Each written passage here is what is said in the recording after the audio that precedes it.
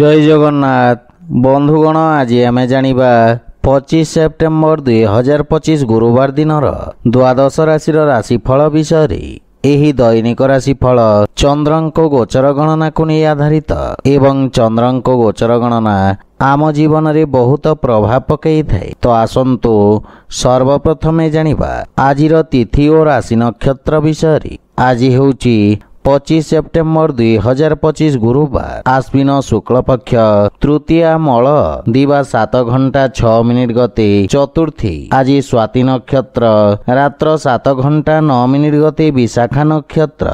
आज तुला चंद्र अहोरात्र। आजिर पर्वोत्सव समलेश्वरी कुष्मांडा बेश। आजिर शुभ बेला प्रातः 5 घंटा 44 मिनिट रु 7 घंटा 20 मिनिट पर्यंत। आजिर सूर्योदय प्रातः 5 घंटा 43 मिनिट। आजिर सूर्यास्त संध्या 5 घंटा 47 मिनिट। आज घात चंद्र नास्ति एवं तुला और कुंभ राशि घातबार। आज मूला खाइबा निषिद्ध।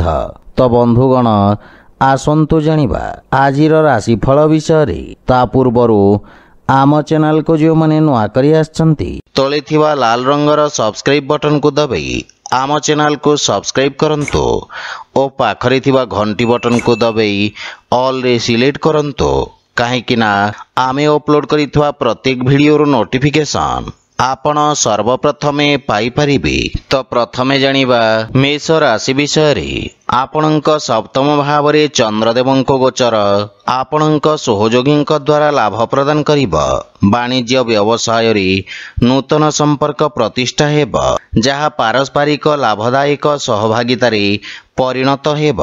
एही समय आपणक पई अत्यंत शुभ अटे एवं भाग्य आपणक सपक्ष रे रहिछि। पारिवारिक जीवन रे जीवन साथी पूर्ण समर्थन मिलिब। संतान पक्षरु सुखद समाचार प्राप्ति हेब। कर्म क्षेत्र रे जीवन साथी परामर्श सहायक सिद्ध हेब एवं पति पत्नी संपर्क रे प्रगाढ़ता आसिब। भाई और बंधु मानकर समग्र संगठन आपणक मन को खुशी एवं आत्मविश्वास रे परिपूर्ण करिब। विवाह योग्य व्यक्ति किछि भल प्रस्ताव आसी पारे। प्रेम जीवन रे मधुरता रहिब एवं आर्थिक लाभ रे धीरे धीरे वृद्धि घटिब एवं दीर्घकालीन योजना गुड़िकरू लाभ मिलिब। योजनाबद्ध उपाय रे करा जाइथिबा समस्त कार्य सर्वोत्तम सफलता हासिल करिब एवं आपणक सामाजिक क्षेत्रर विकास हेब। नूतन कार्यर रूपरेखा प्रस्तुत करिबे। आपण स्वास्थ्य संबंधित समस्यारू मुक्ति पाइबे एवं मानसिक सुख एवं शांति अनुभव करिबे। आज आपण श्री महालक्ष्मी पूजा अर्चना करंतु शुभ फल पाइबे। वृष राशि आपणक राशि स्थान रु षष्ठ भाव में चंद्रदेवंक गोचर आपणक खर्च रे वृद्धि करिब। आपण निज बुद्धि एवं कौशल बल निज समस्त लक्ष्य को हासिल करिबारे सक्षम हेबे। आपणक किछि गुप्त शत्रु आपणक भावमूर्ति को नष्ट करिबार प्रयास करिबे। आपण नूतन लोकंक सहित साक्षात करिबे। क्यारियर रे उत्तम उन्नतिर जोग रहिछि। नूतन कार्य करिबाकू चेष्टा करिबे एवं कार्य क्षेत्र रे स्थिति रे सुधार आसिब एवं सहकर्मी परामर्श रु आपण उपकृत हेबे। मातुल घर पक्षरु पूर्ण सहयोग मार्गदर्शन प्राप्ति हेब किंतु पारिवारिक कलहरु आपण दूरे रुहंतु तथा परिवार सदस्यों स्वास्थ्य अवस्थार विषय जत्न नियंतु। प्रेम जीवन रे वाणीर कठोरता हेतु संपर्क रे फाट सृष्टि होई पारे। सेथिपई अनावश्यक वाद विवाद और जुक्ति तर्करू आपण दूरे रुहंतु। जदि आपण व्यावसायिक ऋण पई प्रयास करूछंती ताहेले कोनोसी परिचित व्यक्तिंक सहाय्य पाइबार संभावना रहिछि। गंठी पीड़ा जंत्रणा भोगुथुवा रोगी माने विशेष उपकृत हेबी। आज आपण वृद्ध लोकंको सहाय्य करंतु शुभफल पाइबे। मिथुन राशि आज आपणक पंचम भाव में चंद्रदेवଙ୍କ गोचर आपणक कार्यक्षेत्र रे जड़े परिचित व्यक्ति माध्यम लाभर स्थिति प्रदान करिबा। छात्र छात्री माने सेमानकर समयर संपूर्ण सदुपयोग करिबारे सक्षम हेबे एवं यह समय मध्यरे नूतन ज्ञान एवं अभिज्ञता हासिल करिबे। पारिवारिक जीवन रे संतानक उन्नति आपण विशेष आनंद प्राप्त करिबे एवं संतान आपणक आज्ञाकारी हेबे। भाई और भौणी मानक सहयोग रे आपणकर समस्त कार्य सफलतार सहित संपन्न हेबा। परिवार रे सुख समृद्धि लागी रहिबा एवं जीवन साथी पूर्ण समर्थन पाइबे एवं विदेशरू किछि भल खबर पाई मन खुशी रहिबा। बड़ भाई विशेष समर्थन आपणक अग्रगतिर कारण हेबा। किंतु पितांक स्वास्थ्य प्रति विशेष जत्न नियंतु। आर्थिक अभिवृद्धि हेबा किंतु पारिवारिक खर्च रे वृद्धि मानसिक चाप उत्पन्न करि पारे। स्वास्थ्य अवस्था उन्नति हेबा किंतु सतर्कता बजाय रखंतु। आज आपण भगवान श्री गणेशଙ୍କ पूजार्चना करंतु शुभफल पाइबे। कर्कट राशि आपणक राशि चतुर्थ भाव में चंद्रदेवଙ୍କ गोचर आपणक व्यवसाय क्षेत्र विस्तार पई योजना उपरे कार्य करिवार अवसर प्रदान करिबा। आपण भविष्यत योजना गुड़िक विषय रे विचार विमर्श करिबे एवं कार्यशैलीर समीक्षा करिबे किंतु सहकर्मी मानक सहित आपणक व्यवहारर विशेष ध्यान रखंतु अन्यथा आपणक प्रतिछवि क्षतिग्रस्त होई पारे। मातांक सहित किछि वैचारिक मतभेद देखा देई पारे किंतु आपण निज बुद्धि एवं आत्मविश्वास सहित परिस्थिति को नियंत्रण करिबारे सक्षम हेबे। पारिवारिक सुखरे किछि अभाव देखा देब एवं घरर रक्षणाबेक्षण पई आपण खर्चांत हेबे किंतु पितांक मार्गदर्शन विशेष लाभवान हेबे। श्वशुर घर पक्षरु संपर्क रे मधुरता आसीबा किंतु गृहर कोनोसी सदस्यंक स्वास्थ्य अवस्था को नहीं आपण चिंतित रहिबे। आर्थिक अवस्था किछि मात्रा रे चापग्रस्त रही पारे। नगद धनर अभाव किछि कार्य रे अस्थायी अवरोध उत्पन्न करिबा एवं मानसिक चाप आपणक स्वास्थ्य अवस्था को प्रभावित करिबा। सेथि पई मन को एकाग्र और शांत रखिबार प्रयास करंतु। आज आपण श्री गणेश एवं माता लक्ष्मी मिलित उपासना करंतु शुभफल पाइबे। सिंह राशि आपणक तृतीय भाव में चंद्रदेवଙ୍କ गोचर आपणक राजनैतिक वर्चस्व वृद्धि करिबा एवं आपणक पराक्रम रे वृद्धि हेबा। आपण निज भितरे एक नूतन सकारात्मक शक्ति अनुभव करने समर्थ हेबे। सामाजिक मान सम्मान वृद्धि पाइबा। आपण भाई भौणी साहाय्य रे समस्त कार्य रे सफलता पाइबे। पारिवारिक परिवेश स्वाभाविक रहिबा किंतु आपणक भाई भौणी माने किछि समस्यार सम्मुखीन होई पारंती। श्वशुर घर पक्षरु किछि वाद विवाद ओ मनमालिन्यर संभावना रही। सेथि पई बुझी विचारी कथबार्ता करंतु। जीवन साथी किछि स्वास्थ्य संबंधित समस्या देखा देई पारे। सेथि पई मानसिक चिंता को निज उपरे प्रभावी हेबाकू दियंतु नहीं। आर्थिक स्थिति उत्तम अनुकूल रही एवं कौनसी प्रकार गुप्त मार्ग माध्यम धन प्राप्तिर संभावना रही किंतु स्वास्थ्य अवस्था अनियमित रक्तचाप जनित समस्या देखा देई पारे। सेथिपई स्वास्थ्य को अनदेखा करंतु नहीं। आज आपण भगवान कृष्ण को तुलसी दल अर्पण करंतु शुभफल पाइबे। कन्या राशि आपणक द्वितीय भाव में चंद्रदेवଙ୍କ गोचर आपणक वाणी को प्रभावशाली करिबा एवं आपणक व्यक्तित्व रे एक नूतन आकर्षण हेबा। लोक माने आपणक ठारू परामर्श एवं मार्गदर्शन प्राप्त करिबे। वक्तृत्व एवं लेखनी संबंधित व्यवसाय रे ख्यातिर विस्तार हेबा एवं नूतन सुजोग मिलिबा। आपणक वाणीर मधुरता आपणक संपर्क रे एक नूतन सतेजता आनिबा। ପାରିବାରିକ ଜୀବନରେ ସୁଖ ଏବଂ ସମୃଦ୍ଧତା ଆସିବ। ଆପଣ ଜୀବନସାଥୀଙ୍କ ଠାରୁ ସମ୍ମାନ ପ୍ରାପ୍ତ କରିବେ। ସାନ ଭାଇ ଭଉଣୀଙ୍କ ଠାରୁ ସ୍ନେହ ମିଳିବ ଏବଂ ସେମାନେ ଆପଣଙ୍କୁ ଅନୁସରଣ କରିବେ। ପ୍ରେମ ସମ୍ବନ୍ଧ ପାଇଁ ସମୟ ଉତ୍ତମ ଅନୁକୂଳ ରହିଛି ଏବଂ ପୂର୍ବରୁ ଲାଗି ରହିଥିବା ଦୂରତ୍ୱ ଦୂର ହେବ। ଆର୍ଥିକ ସ୍ଥିତି ଉତ୍ତମ ହେବାକୁ ଲାଗିବ। ଆୟର ନୂତନ ସ୍ରୋତରୁ ଧନ ପ୍ରାପ୍ତିର ଯୋଗ ରହିଛି। ଅଧିକାରୀ ବର୍ଗରୁ ଆପଣଙ୍କ କାର୍ଯ୍ୟକୁ ସମ୍ମାନ ପ୍ରାପ୍ତି ହେବ। ଛାତ୍ରଛାତ୍ରୀମାନେ ନିଜକୁ ଉପଯୁକ୍ତ ଭାବରେ ପ୍ରକାଶ କରିବାକୁ ସମର୍ଥ ହେବେ ଏବଂ ଉନ୍ନତିର ମାର୍ଗ ପ୍ରଶସ୍ତ ହେବ ଏବଂ ଆପଣଙ୍କ କାର୍ଯ୍ୟ ସବୁଠାରେ ପ୍ରଶଂସିତ ହେବ। ସ୍ୱାସ୍ଥ୍ୟାବସ୍ଥା ଉତ୍ତମ ଅନୁକୂଳ ରହିଛି ଏବଂ ଶ୍ୱାସ ସମ୍ବନ୍ଧିତ ରୋଗରେ ସୁଧାର ଆସିବ। ଆଜି ଆପଣ ଗୋମାତାଙ୍କୁ ଖାଇବାକୁ ଦିଅନ୍ତୁ, ଶୁଭ ଫଳ ପାଇବେ। ତୁଳା ରାଶି, ଆପଣଙ୍କ ରାଶି ସ୍ଥାନରୁ ଚନ୍ଦ୍ରଦେବଙ୍କ ଗୋଚର ଆପଣଙ୍କୁ ପୂର୍ବରୁ ଚାଲିଥିବା କିଛି ସମସ୍ୟାରୁ ମୁକ୍ତି ପ୍ରଦାନ କରିବ। ଆପଣଙ୍କ ବ୍ୟକ୍ତିତ୍ୱରେ ଆକର୍ଷଣ ଏବଂ ସୌନ୍ଦର୍ଯ୍ୟ ଆଣିବ। କାର୍ଯ୍ୟକ୍ଷେତ୍ରରେ ଆପଣ କରିଥିବା ପରିବର୍ତ୍ତନରୁ ସକାରାତ୍ମକ ପରିଣାମ ପ୍ରାପ୍ତି ହେବ ଏବଂ ଆପଣଙ୍କ ବ୍ୟବହାରିକ ଚିନ୍ତାଧାରା ଆପଣଙ୍କୁ ସମାଜରେ ସମ୍ମାନ ପ୍ରଦାନ କରିବ। ଛାତ୍ରଛାତ୍ରୀଙ୍କ ପାଇଁ ଇଚ୍ଛାକୃତ କ୍ଷେତ୍ରରେ ଉଚ୍ଚଶିକ୍ଷାର ମାର୍ଗ ପ୍ରଶସ୍ତ ହେବ। କାର୍ଯ୍ୟକ୍ଷେତ୍ରରେ ଜୀବନସାଥୀଙ୍କ ପରାମର୍ଶ ସହାୟକ ସିଦ୍ଧ ହେବ ଏବଂ ଜୀବନସାଥୀଙ୍କ ସହିତ ସମ୍ପର୍କରେ ପ୍ରଗାଢ଼ତା ଆସିବ।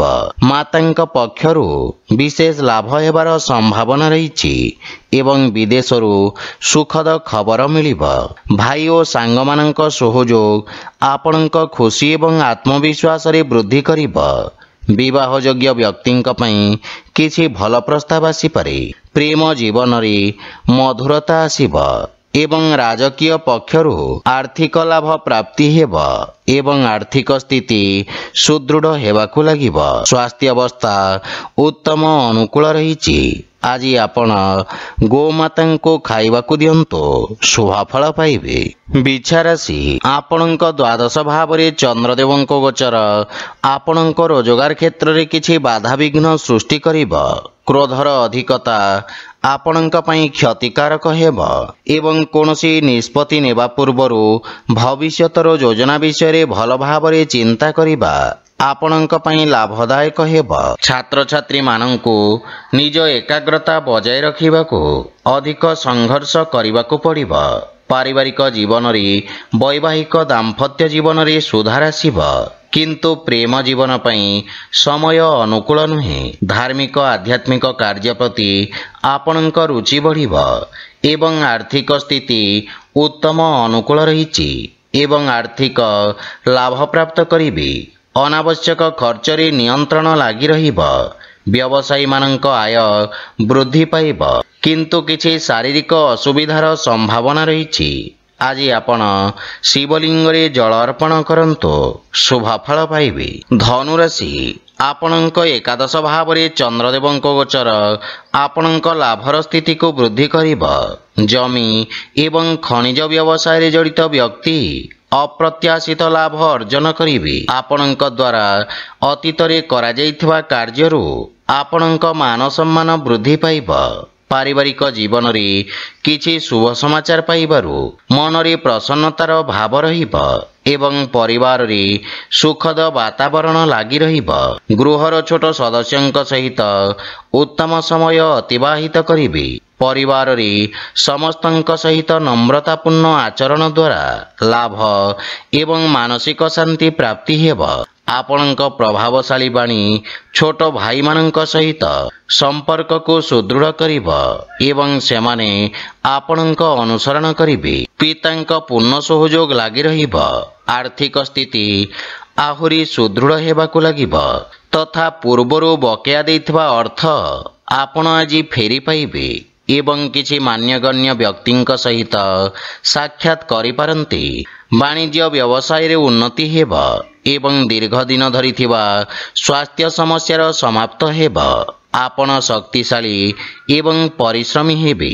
ଆଜି ଆପଣ ଗାୟତ୍ରୀ ମନ୍ତ୍ର ପାଠ କରନ୍ତୁ, ଶୁଭଫଳ ପାଇବେ। ମକର ରାଶି, ଆଜି କାର୍ଯ୍ୟକ୍ଷେତ୍ରରେ ନୂତନ ଯୋଜନା ଦ୍ୱାରା ଅଗ୍ରଗତି ହେବ। ବ୍ୟବସାୟୀମାନେ ନୂତନ ରୋଜଗାର ଏବଂ ଉନ୍ନତ ନିଯୁକ୍ତିର ସୁଯୋଗ ପାଇବେ ଏବଂ ଉଚ୍ଚ ଅଧିକାରୀଙ୍କ ସମ୍ପୂର୍ଣ୍ଣ ସହଯୋଗ ମିଳିବ। ରାଜକୀୟ ପକ୍ଷରେ ଜଡ଼ିତ ଲୋକମାନେ ଆର୍ଥିକ ଦୃଷ୍ଟିରୁ ଉପକୃତ ହେବେ। ନୂତନ ବ୍ୟବସାୟ ଆରମ୍ଭ କରିବା ପାଇଁ ଦିନଟି ଉତ୍ତମ ଅନୁକୂଳ ରହିଛି। ଲାଭର ସ୍ଥିତି ଉତ୍ତମ ରହିଛି। ଆପଣଙ୍କ ନୂତନ ଚିନ୍ତାଧାରା ଏବଂ କ୍ରାନ୍ତିକାରୀ ଭାବନା ଆପଣଙ୍କ କାର୍ଯ୍ୟକ୍ଷେତ୍ରରେ ଉତ୍ତମ ପରିଣାମ ପ୍ରଦାନ କରିବ। ପାରିବାରିକ ଜୀବନରେ ପିତାଙ୍କ ସହିତ ସମ୍ପର୍କ ସୁଦୃଢ଼ ହେବ ଏବଂ ପରିବାରରେ ଏକ ମନୋରମ ପରିବେଶ ରହିବ। ସନ୍ତାନ ଆପଣଙ୍କ ମାର୍ଗଦର୍ଶନର ଅନୁସରଣ କରିବେ ଏବଂ ଆପଣ ଜୀବନସାଥୀଙ୍କ ଭାବନାକୁ ସମ୍ମାନ କରିବେ। ପରସ୍ପର ପ୍ରତି ପ୍ରେମ ଭାବ ବୃଦ୍ଧି ପାଇବ ଏବଂ ନୂତନ ଆୟର ଉତ୍ସ ସୃଷ୍ଟି ହେବ। ଆର୍ଥିକ ସ୍ଥିତି ସୁଦୃଢ଼ ହେବାକୁ ଲାଗିବ। ସ୍ୱାସ୍ଥ୍ୟାବସ୍ଥା ଉତ୍ତମ ଅନୁକୂଳ ରହିଛି, କିନ୍ତୁ ଶ୍ୱାସ ସମ୍ବନ୍ଧିତ ରୋଗୀ ବିଶେଷ ସାବଧାନ ରହିବା ଉଚିତ। ଅନାବଶ୍ୟକ ଯାତ୍ରାରୁ ଆପଣ ଦୂରେଇ ରୁହନ୍ତୁ। ଆଜି ଆପଣ ଗୋମାତାଙ୍କୁ ଖାଇବାକୁ ଦିଅନ୍ତୁ, ଶୁଭଫଳ ପାଇବେ। କୁମ୍ଭ ରାଶି, ଚନ୍ଦ୍ରଦେବଙ୍କ ନବମ ଭାବରେ ଗୋଚର ଆପଣଙ୍କ ପାଇଁ ଭାଗ୍ୟବର୍ଦ୍ଧକ ରହିବ। ପୂର୍ବରୁ କରାଯାଇଥିବା ନିବେଶରୁ ଆପଣ ବିଶେଷ ଲାଭବାନ ହେବେ ଏବଂ ବ୍ୟବସାୟରେ ସ୍ଥାୟିତ୍ୱ ଆସିବ। ରୋଜଗାର କ୍ଷେତ୍ରରେ ଆସୁଥିବା ସମସ୍ୟାର ସମାଧାନ ହେବ। ପାରିବାରିକ ଜୀବନରେ ପିତାଙ୍କ ସ୍ନେହ ଏବଂ ଆଶୀର୍ବାଦ ପ୍ରାପ୍ତି ହେବ, କିନ୍ତୁ ଶ୍ୱଶୁର ଘର ପକ୍ଷରୁ ସମ୍ପର୍କରେ କିଛି ତିକ୍ତତାର ସମ୍ଭାବନା ରହିଛି। ଜୀବନସାଥୀଙ୍କ ସହଯୋଗ ଲାଗି ରହିବ, କିନ୍ତୁ ତାଙ୍କ ସ୍ୱାସ୍ଥ୍ୟାବସ୍ଥାର ବିଶେଷ ଧ୍ୟାନ ବଜାୟ ରଖନ୍ତୁ। ପରିବାରର ଛୋଟ ସଦସ୍ୟଙ୍କ ସହିତ ଉତ୍ତମ ସମୟ ଅତିବାହିତ କରିବେ ଏବଂ ମାନସିକ ଶାନ୍ତି ପାଇବେ, କିନ୍ତୁ ପ୍ରେମ ସମ୍ପର୍କରେ ବିଶେଷ ସାବଧାନ ରୁହନ୍ତୁ। ଆପଣଙ୍କ କ୍ରୋଧ ସମ୍ପର୍କକୁ ଖରାପ କରିପାରେ। ଆର୍ଥିକ ସ୍ଥିତି କ୍ଷେତ୍ରରେ ଆକସ୍ମିକ ଧନଲାଭର ଯୋଗ ରହିଛି। ନୂତନ ଆୟର ଉତ୍ସରୁ ଧନଲାଭର ସମ୍ଭାବନା ରହିଛି। ଆପଣ ଆଜି ଅଜଣା ବ୍ୟକ୍ତିଙ୍କ ଠାରୁ ସାହାଯ୍ୟ ପାଇପାରନ୍ତି। ଯେକୌଣସି କାର୍ଯ୍ୟରେ ଭାଗ୍ୟ ଆପଣଙ୍କୁ ସମର୍ଥନ କରିବ, କିନ୍ତୁ ପେଟ ସମ୍ବନ୍ଧିତ କୌଣସି ସମସ୍ୟା ଆପଣଙ୍କୁ ବ୍ୟଥିତ କରିପାରେ। ସେଥିପାଇଁ ସ୍ୱାସ୍ଥ୍ୟାବସ୍ଥାର ବିଶେଷ ଧ୍ୟାନ ରଖନ୍ତୁ। ଆଜି ଆପଣ ହନୁମାନ ଚାଳିଶା ପାଠ କରନ୍ତୁ, ଶୁଭଫଳ ପାଇବେ। ମୀନ ରାଶି, ଚନ୍ଦ୍ରଦେବ ଆଜି ଆପଣଙ୍କ ରାଶି ସ୍ଥାନରୁ ଅଷ୍ଟମ ଭାବରେ ଗୋଚର କରିବେ। ସେଥିପାଇଁ ଆପଣଙ୍କୁ କିଛି ଆକସ୍ମିକ ସମସ୍ୟାର ସାମ୍ନା କରିବାକୁ ପଡ଼ିପାରେ। ଅନାବଶ୍ୟକ ଖର୍ଚ୍ଚ ଆପଣଙ୍କ ଆର୍ଥିକ ସନ୍ତୁଳନକୁ ନଷ୍ଟ କରିପାରେ। କାର୍ଯ୍ୟକ୍ଷେତ୍ରରେ ଅତ୍ୟଧିକ କାର୍ଯ୍ୟ ବା ଅସାମଞ୍ଜସ୍ୟ ସ୍ଥିତି ମାନସିକ ଚାପର କାରଣ ହେବ। ପରିବାର ସଦସ୍ୟଙ୍କ ସହିତ ଛୋଟ ପ୍ରସଙ୍ଗକୁ ନେଇ ମତଭେଦ ହୋଇପାରେ। ଦୈନିକ କାର୍ଯ୍ୟରେ ବ୍ୟବଧାନ ଉତ୍ପନ୍ନ ହେବ ଏବଂ ଭାଇ ଭଉଣୀଙ୍କ ସମ୍ପର୍କରେ ତିକ୍ତତା ଆସିବାର ସମ୍ଭାବନା ରହିଛି, କିନ୍ତୁ ମାତାଙ୍କ ସ୍ୱାସ୍ଥ୍ୟ ପ୍ରତି ବିଶେଷ ଧ୍ୟାନ ରଖନ୍ତୁ। ପ୍ରେମ ଜୀବନରେ ପରସ୍ପରର ଭାବନାକୁ ସମ୍ମାନ ଦେଇ ସମ୍ପର୍କ ସୁଦୃଢ଼ ହେବ। ଆର୍ଥିକ ସ୍ଥିତି କ୍ଷେତ୍ରରେ ଅନାବଶ୍ୟକ ଆର୍ଥିକ ଦେବାନେବାରୁ ଆପଣ ଦୂରେଇ ରୁହନ୍ତୁ। କୌଣସି ପ୍ରକାରର ନିବେଶ କିମ୍ବା ଖର୍ଚ୍ଚ କରିବା ପୂର୍ବରୁ ସମସ୍ତ ଡକୁମେଣ୍ଟକୁ ଭଲ ଭାବରେ ଯାଞ୍ଚ କରନ୍ତୁ। କୌଣସି ବିଶ୍ୱସ୍ତ ବ୍ୟକ୍ତିଙ୍କ ସମର୍ଥନ ଆପଣଙ୍କ ପାଇଁ ସହାୟକ ହେବ। ବିଦ୍ୟାର୍ଥୀମାନଙ୍କୁ ନିଜ ଲକ୍ଷ୍ୟ ହାସଲ କରିବାକୁ ଅଧିକ ସଂଘର୍ଷ କରିବାକୁ ପଡ଼ିବ। ରୋଗ, ବିଷ ଏବଂ ଶତ୍ରୁମାନଙ୍କ ଠାରୁ ବିଶେଷ ସାବଧାନ ରୁହନ୍ତୁ ଏବଂ ସ୍ୱାସ୍ଥ୍ୟାବସ୍ଥାର ବିଶେଷ ଧ୍ୟାନ ରଖନ୍ତୁ। ଆଜି ଆପଣ ଗୋମାତାଙ୍କୁ ଖାଇବାକୁ ଦିଅନ୍ତୁ, ଶୁଭଫଳ ପାଇବେ। ତ ବନ୍ଧୁଗଣ, ଏହା ଥିଲା ଆଜିର ରାଶିଫଳ ବିଷୟରେ। ଯଦି ଭିଡ଼ିଓଟି ଆପଣମାନଙ୍କୁ ଭଲ ଲାଗିଥାଏ, ଲାଇକ୍, ସେୟାର ଓ କମେଣ୍ଟ କରି ଜଣାନ୍ତୁ ଏବଂ ଆମ ଚ୍ୟାନେଲକୁ ସବସ୍କ୍ରାଇବ୍ କରନ୍ତୁ। ଜୟ ଜଗନ୍ନାଥ।